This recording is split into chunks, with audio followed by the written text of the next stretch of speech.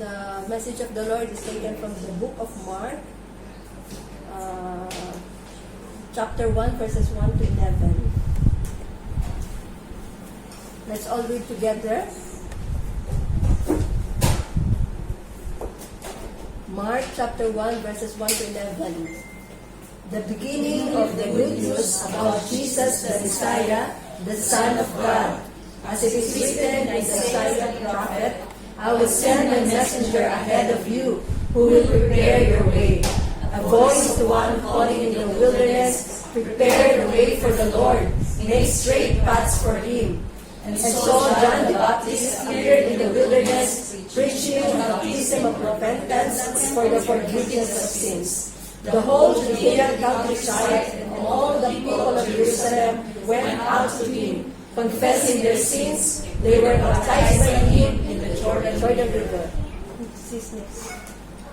And verse 6, John wore clothing made of camel's hair, with a leather belt around his waist, and he ate locusts and wild honey. And this was his message: after me comes the one more powerful than I, the straps of whose sandals I am not worthy to stoop down and untie. I baptize you with water, but he will baptize you with the Holy Spirit. Amen. Amen. Let's pray. Father God, we thank you for your word, Lord. I pray, Father God, that you will give us the wisdom and understanding of your word. Holy Spirit, we welcome you. Be our teacher.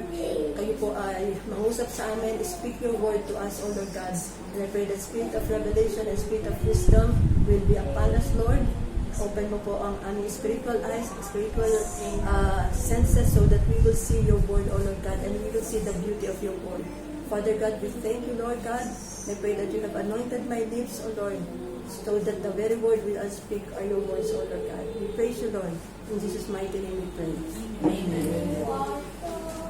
Yes, so we have the Bible. The message is the Jesus and the beginning of the gospel. So we see that the word of God is it's powerful. That's why the Bible says the word of God as it's eternal, it's powerful, and Jesus is the word of God. That's why the Bible says the grass withers and the flowers fall, but the word of God will stand forever. And so we know that who is the word of God? Jesus is the word of God who came to life and who is now living in us. To those who accept him as Lord and Savior, he is the God, he is the word, he is the living word. Okay? So today we see that the good news. What is the good news? Let's see, Jesus is the good news. The Bible speaks of his word, the beginning of the gospel. So who is this? Ano ba? What is the gospel first? What is the gospel? In other translation, the gospel is the good news. And the good news is Jesus Christ, who came to us and who was sent by God the Father, so that all of us will be redeemed from our sin and we will receive the salvation from our God. Amen. So we see that the good news that we are talking about is Jesus Christ himself. It is the very life of Jesus. It is the very work of Jesus Christ. His life, his death and resurrection is the good news. It is the good news that we and all the people of the world need to hear and need to believe. So, in the Bible that we have read, the scripture reading that we have read today in Mark 1 verse 11, it says here that in Mark 1, the beginning of the gospel, the beginning of the good news about Jesus, the Messiah. So who is the Jesus? Jesus Christ is the Messiah, the Son of God, who came to redeem us from all our sin. And so the Bible says the beginning of the gospel starts when Jesus Christ came here on earth, and as the prophet Isaiah has prophesied, he will send the messenger ahead of him, so that the messenger of God, this is John the Baptist, will proclaim the coming of the Lord, our Savior. And so, just as the prophet, John the Baptist came, and he announced the coming of the one who will save people from sin. And the beginning of the gospel started just as prophet Isaiah has prophesied. In the book of Isaiah the prophet, he prophesied, I will send my messenger ahead of you who will prepare your way, a voice of one calling in the wilderness, prepare the way for the Lord, make straight paths for him. So, John the Baptist is a messenger of God, and he was proclaiming the coming of Jesus Christ that time.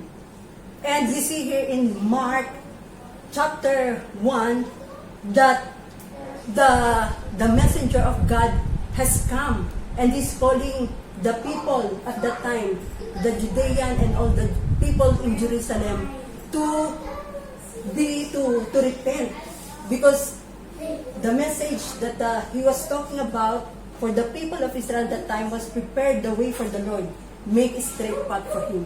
He's calling the people during that time to repent. Amen? Because, even though that these Israelites are the chosen people of God, we know that Israelites are the chosen people of God. They are the descendants of Israel. They are the descendants of Abraham.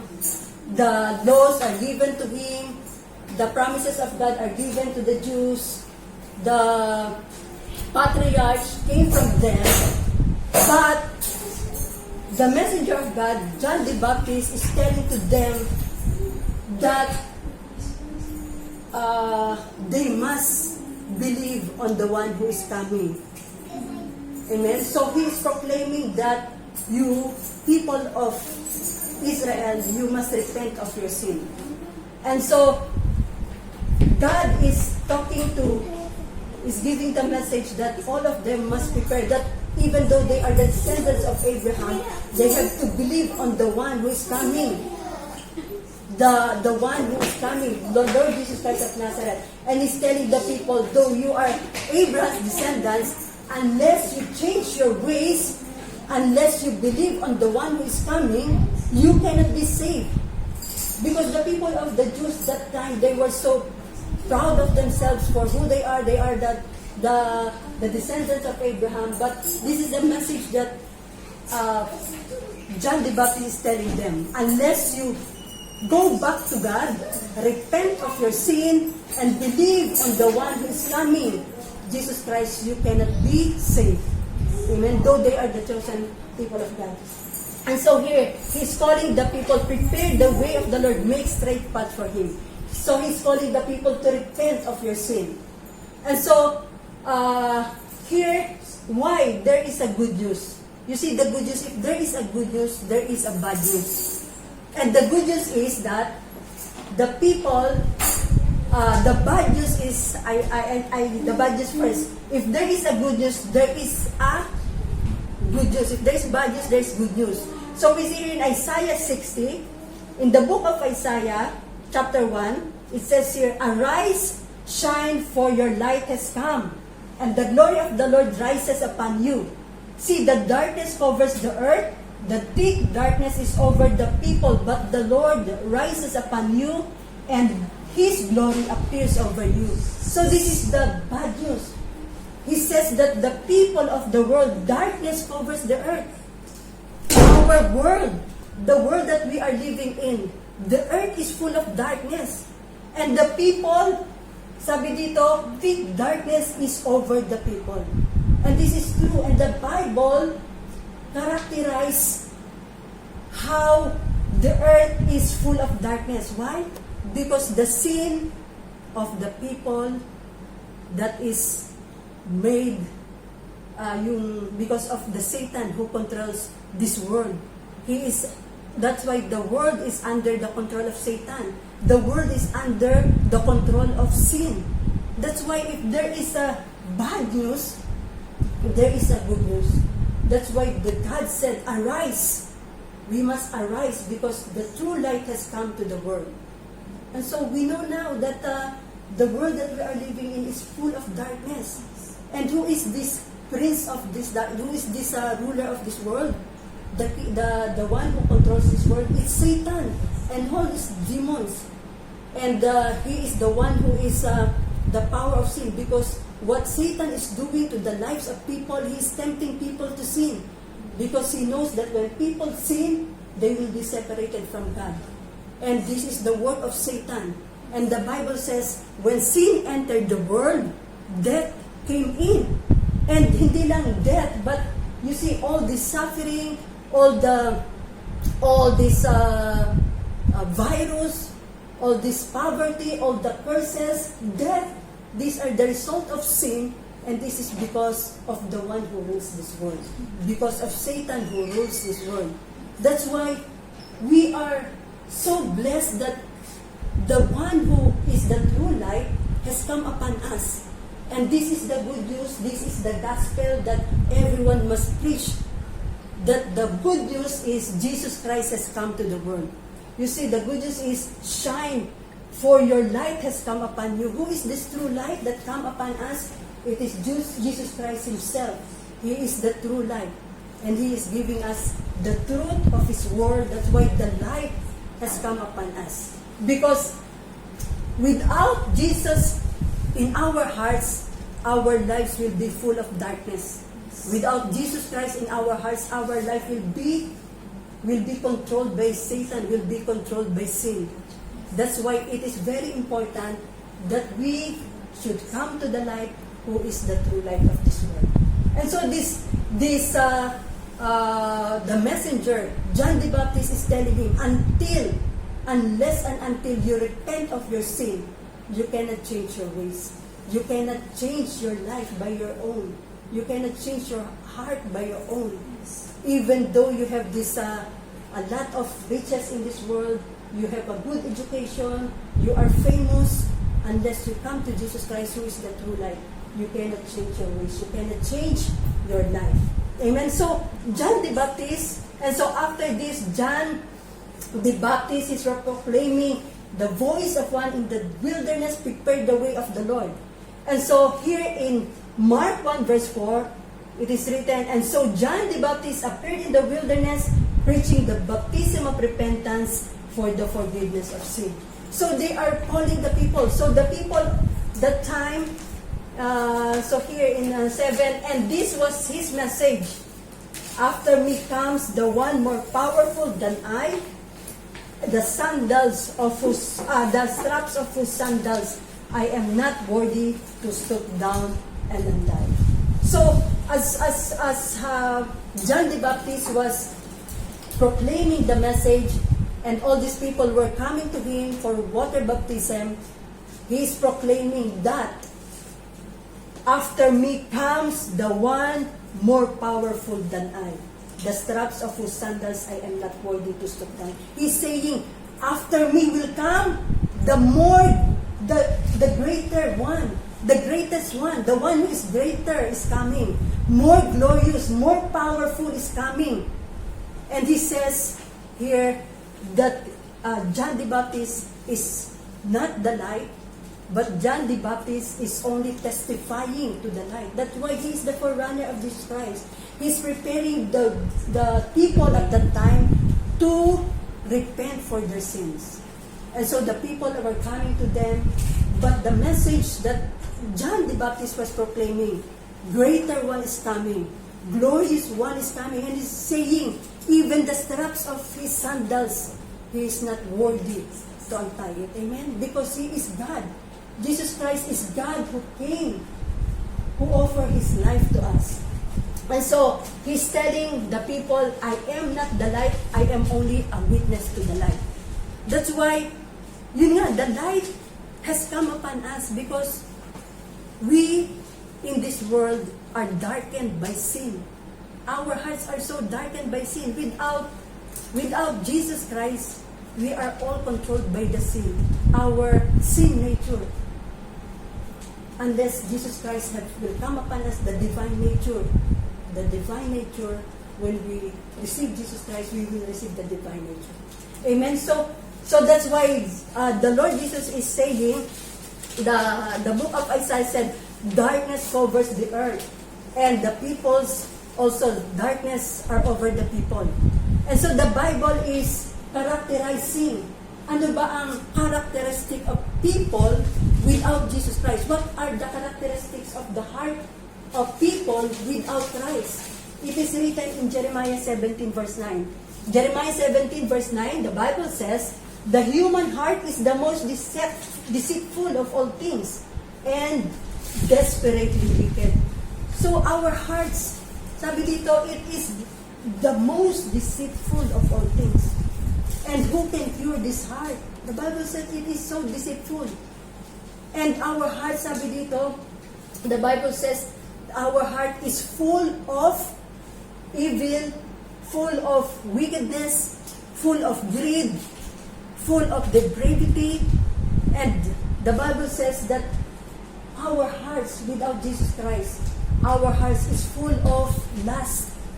It is full of malice. It is full of lies. It is full of deceit. It is full of anger. It is full of jealousy. It is full of all these evil thoughts. Amen? So, who can cure our hearts? If this is the condition of our heart, who can cure our heart? That's why the true light has come to the world. And the true light has come upon us. This is Jesus Christ whom we worship. He is the true light. Amen? Without Jesus Christ in our heart, we cannot change our ways. Even when I was not born again, I know I'm living my life in unlustful ways. I am living my life without Jesus. I am just eating, sleeping, and then going back to school. The same routine every day. And then I thought to myself, is this really life? Why something I do not know, something is missing in my life? I cannot understand it. And then I'm so worried of all things. I know that I have good work. I know that I have a good families. But I know I have lost my purpose. I have lost the meaning of my life. And so one day, when my co-worker invited me to a church gathering like this, it is when I felt the presence of God. And it is where I felt that the presence of God is so holy. At the time when I was singing, the presence of the Lord is so heavy. I was crying to the Lord. And I see the holiness of God. And after that, I know that I realized that He is the one I am looking for in my life. He is the one that I needed. So after that time, things just continue on, but I never go back to my previous ways, to the religious gathering that I used to go. So from that time on, I realized that my heart needs Jesus. So He is the true light that only Jesus can change our hearts. And so the Bible says, our hearts is deceitful. Who can change our hearts? Nobody, not even our parents, not even our teacher. Nobody can change our hearts. Nobody can move our hearts, and nobody can see the purpose that God has given us unless we came to Jesus Christ. That's why the Bible says when Jesus Christ came to this world, the Bible says in Matthew 1 verse 1, she will give birth to a son, and you are to give him the name Jesus, because he will save his people from their sin. And so this is the one. He is Jesus Christ who came, who died on the cross. That's why Jesus Christ humbled himself until his death. He is the God. He is Jesus. He is 100% God, but he came in the human flesh so that he will fulfill the will of the Father. And the will of the Father, first of all, is the destruction of Satan. That's why Jesus said in the Word of God, He came to destroy the devil's work. And after He destroyed the devil's work, He redeemed people from sins. Amen? You see, the reason why Jesus came and died on the cross is to destroy the devil. The one who is oppressing the people, the one who is putting people to shame, the one who is always tempting the people to sin is the one who is Satan. That's why when He came and He died on the cross, what did she do? He carried our sin. He took our sin in His body at the cross. He took the sickness in His body. And He took all the curses. Because once we obey the Lord, the Bible says there is a curse. And so, He took all the curses in His body at the cross. He took the punishment that we must endure. But Jesus Christ, He Himself took the punishment on our behalf. And so, He died on the cross, but the death cannot take over Himself. Death cannot overtake Him. Sin cannot overtake Jesus. That's why after 3 days, He died on the cross. He was buried, but death cannot take over His life. And so after 3 days, He rose again, and He is now living. That's why Jesus Christ is alive. He is living in our hearts. And so when we accept Jesus Christ as our Lord and Savior, and we receive Him, now we have this new life. The life of Jesus Christ is now our life. And so the life that Jesus Christ, the one who is holy, who is pure, who is righteous, is the one that we have today. That's why yung sin natin, na sinasabi ng Bible, the sin is engraved in their hearts. The sin is inscribed in the tablets of their hearts. But once we receive Jesus Christ as our Lord and Savior, we become the righteousness of God. And so because God is holy, God is pure, God is righteous, the life of Jesus Christ in us is now the life that we are living. That's why the Bible says, I no longer live, but Christ lives in us. But Christ lives in me. That's why when we become born again, we know that the Spirit of God is upon us. It is the promise of the Father to send the Holy Spirit upon us. And the evidence that the Holy Spirit is upon us is the fruit of the Holy Spirit. You will be amazed. Before you are very worried, before you are living these worldly things, you are living a lustful life, you will be amazed of how Jesus will change your heart. Because I realize it. And I come to know that only Jesus Christ, when I accept the Lord Jesus Christ as Lord and Savior, things have come, new things have come upon me. Because the very substance of Jesus, the very life of Jesus, the divine nature of Jesus Christ come upon me. It is Jesus Christ who saves my life and who changed my life and is changing my life from glory to glory. Amen? So He is our life. And so what else? The people saved, and this is the Jesus Christ came and He said, He is the one who will save the people from sin. So we all know ang kalalagay ng tao. We are under this condition. So in 1 John 5 verse 19, it says, we know that we are children of God and that the world around us is under the control of the evil one. So even though we are children of God, the world we are living here is the one controlled by the evil one. That's why it's very important now that we are children of God, our deep communion to God, our deep consecration of life is very important to Jesus. So that even though the devil is tempting us, the devil is putting a lot of distraction in our life, when we are full of God, when we are full of the Holy Spirit, the enemy cannot win over our life.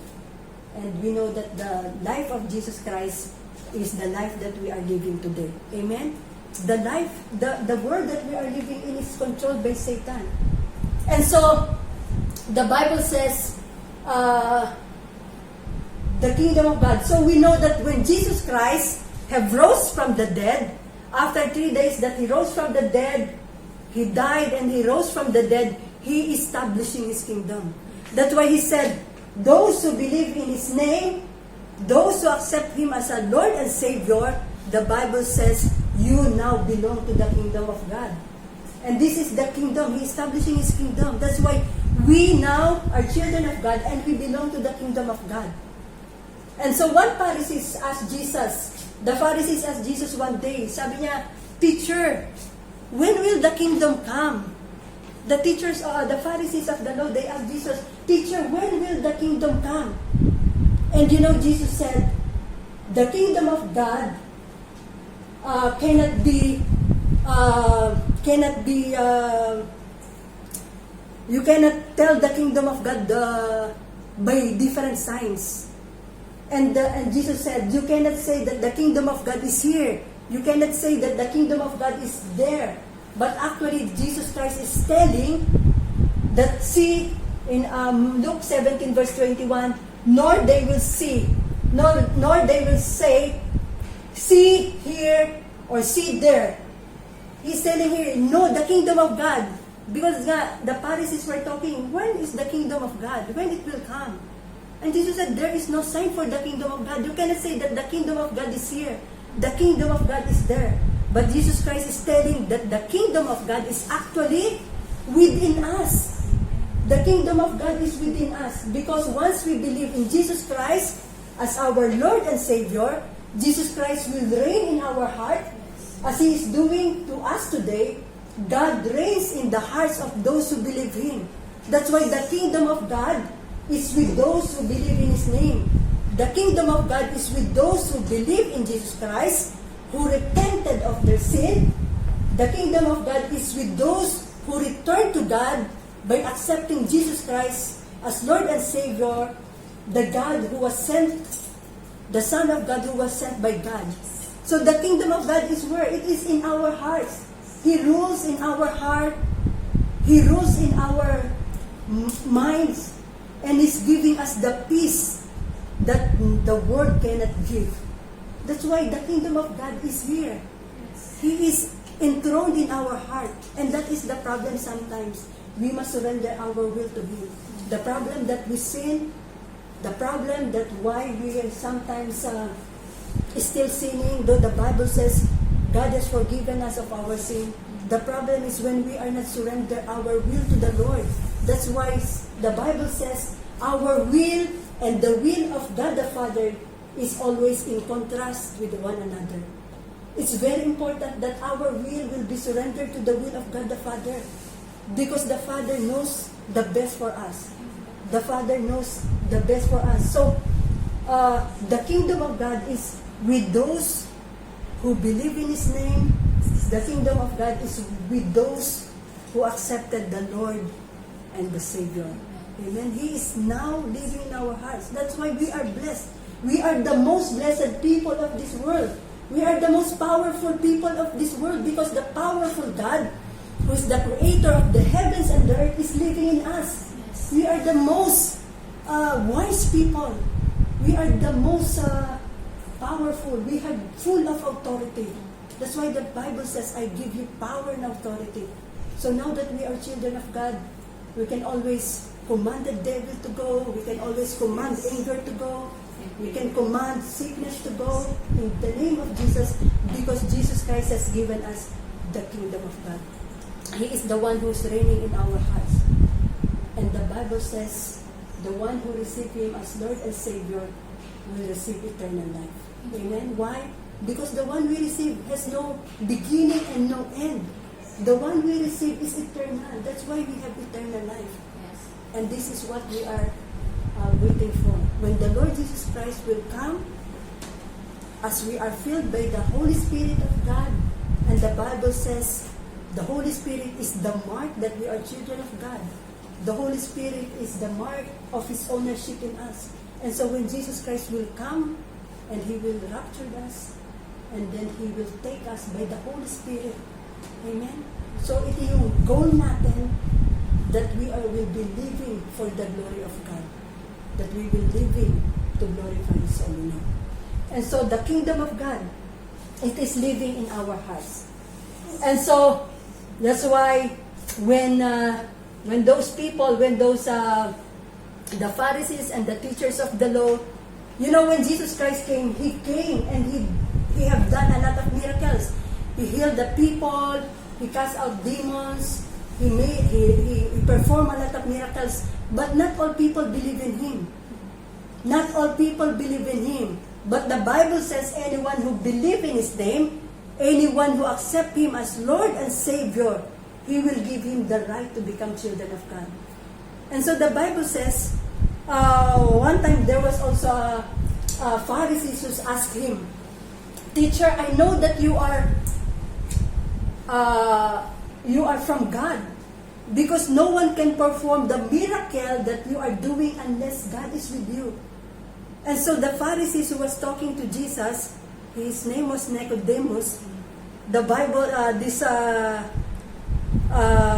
the Nicodemus said, I know that you are from God. Nobody can perform miracle that you are doing if God is not with him. And so Jesus Christ does not directly answer his question. But what the Lord says to him, the Bible says, Jesus told him that unless you are born again, you cannot see the kingdom of God. Amen? And then Jesus said, Nicodemus said, "How can a man be born again if he's old? Can he enter a second time again into the mother's womb to be born?" And this Nicodemus was thinking about physical rebirth. But Nicodemus, what he was thinking was the spiritual rebirth. You know, when we accept Christ as Lord and Savior, the Spirit of God will come upon us. That's why the Bible says, you must all be born again. It's a command that Jesus Christ is giving to all of us, that we must all be born again. It's not a request, it is a command. You must not be surprised to what I'm saying. You must be born again. And so, we know that now that we are living in these last days, and you know how Satan is working in this through this coronavirus. It is, and a lot of people are now worried, and what Satan is putting on is the spirit of fear to all the people because of this coronavirus. But you know what? The good news is the people must hear what we have. The people must see and believe and realize that the one thing that we need in this life is Jesus Christ, who is the Savior of the world. It's very important that we will share yung testimonies of our only that we can share to other people. If they cannot, if they cannot hear the message, it's very important that our life will be a living testimony for Jesus Christ. That our life will be a word, a written word. Ang buhay natin must be a testimony for other people that we are now changed. Amen? It's very important that we share the word of God to other people. Because in the last days, God is giving us the grace, the grace period. Because when Jesus Christ will come, there will be no salvation. The God is giving us the grace period because God wants that all of us will be saved.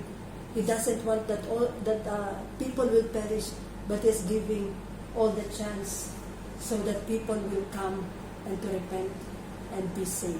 Amen. And the only way to be saved is through the life of Jesus Christ Himself. So the Bible says, you must be born again.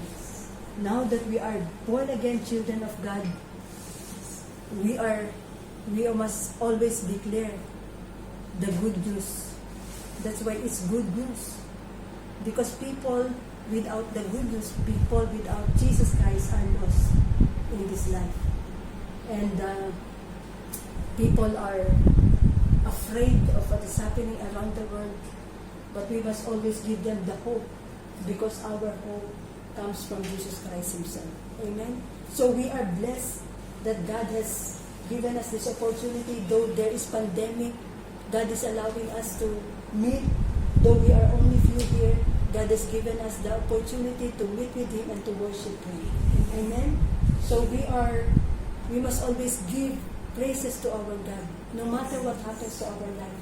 Because our life is nothing without Jesus. We cannot be victorious without Him. So now, that we have received Jesus Christ as our Lord and Savior, remember Martha and Mary?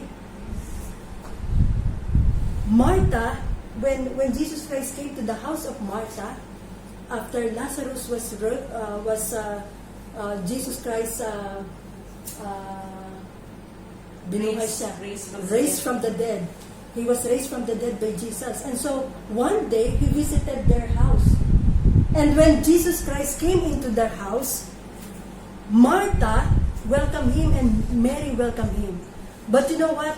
Martha was so busy in the house. Martha was busy preparing for the food for Jesus. And Mary, because he met the Lord, and she was happy. She was happy that Jesus Christ came into their house. Mary, what she did was, he spent his life and the time with Jesus. He came with Jesus at the feet of Jesus. He was worshiping with Jesus, and he was listening to the word of Jesus. You know, it's very important now that we are as children of God. We must be like Mary. Mary was very eager to know what Jesus is about to say to him. And then Martha, when she was so busy preparing the food, he complained to Jesus. And then Martha said, Lord, are you happy? What does he say there? Are you not, will you say to Mary to help me like this, to prepare for food? Because I'm so busy here, but Mary is only kneeling at you, is worshiping at you. But you know what Jesus said to Martha? In Luke 10 verse 41, but the Lord said to her, my dear Martha, you are worried and upset over all these details. There is only one thing worth being concerned about. Mary has discovered it, and it will not be taken away from you.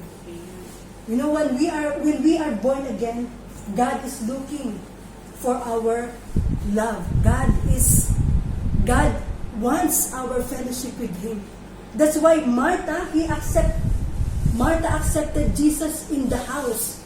He only accepted Jesus in the house, but Mary accepted Jesus in his heart.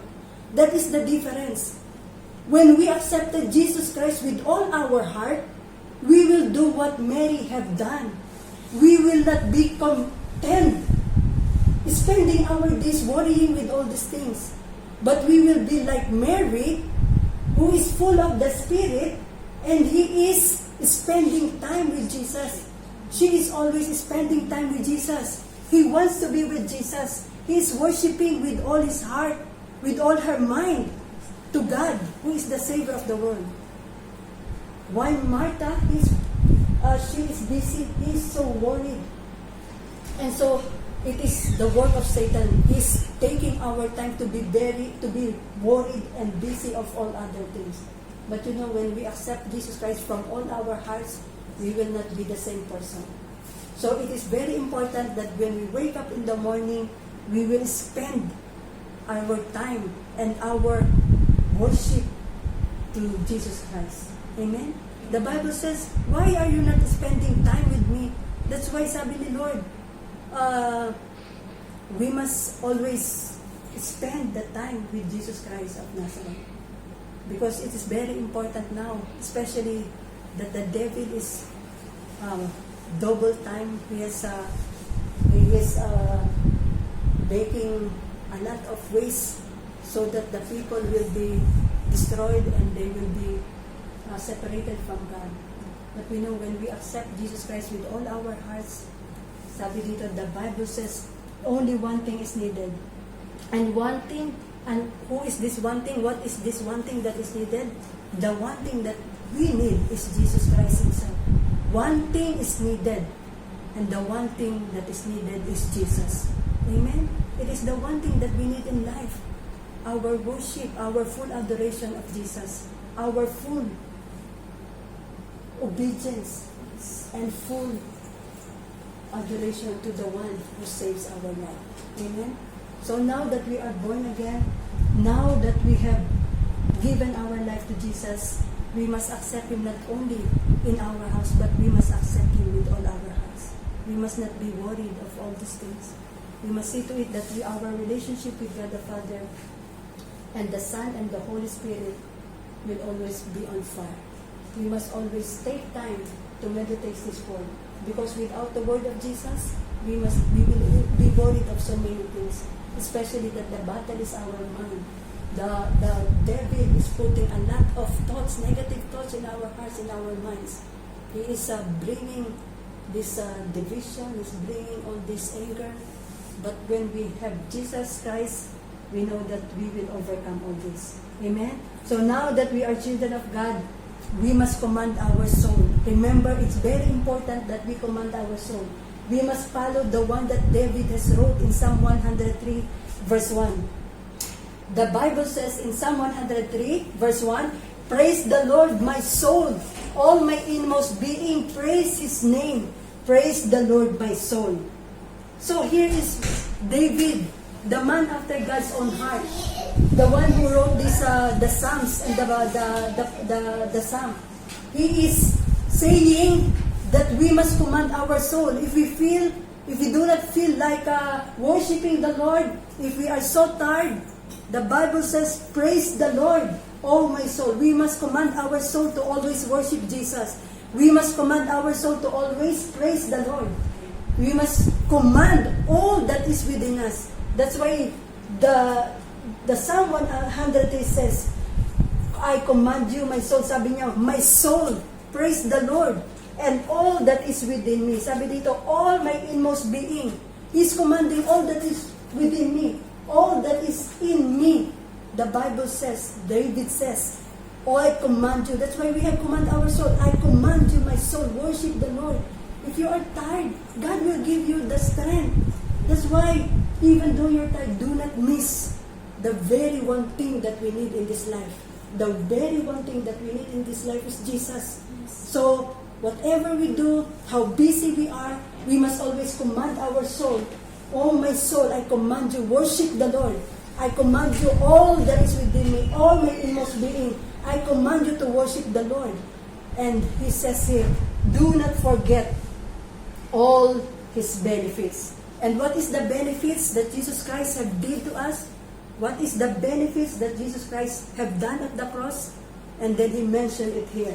He who forgives our sins, who heals all your diseases, who redeems you, who redeems your life from the pit and crowns you with love and compassion, and so on and so on.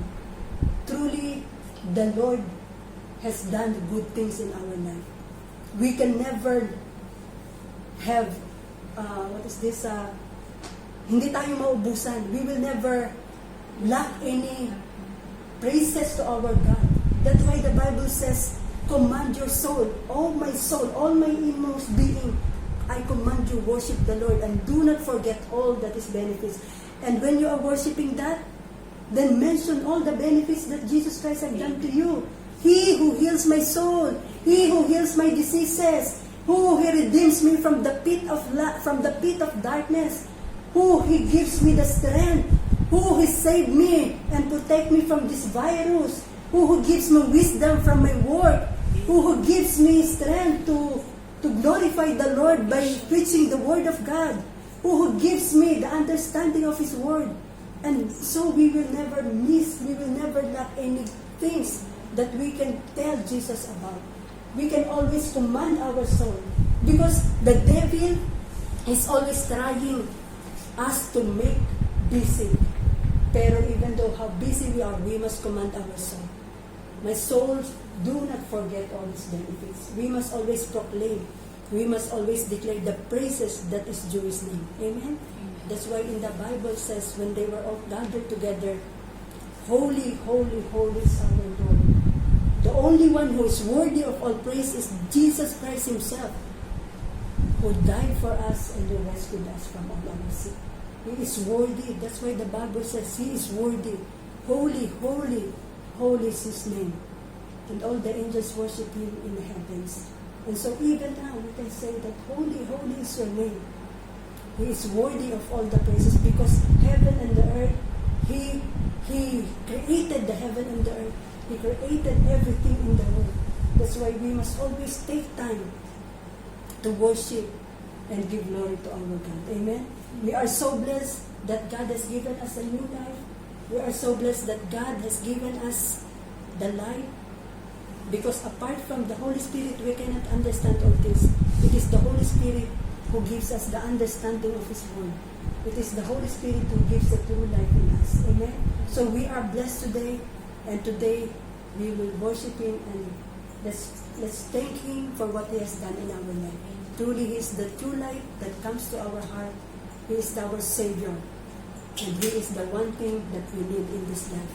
Jesus Christ of Nazareth, the only true God who come to redeem us from all our sin. Let's praise Him and thank Him for what He has done. Amen.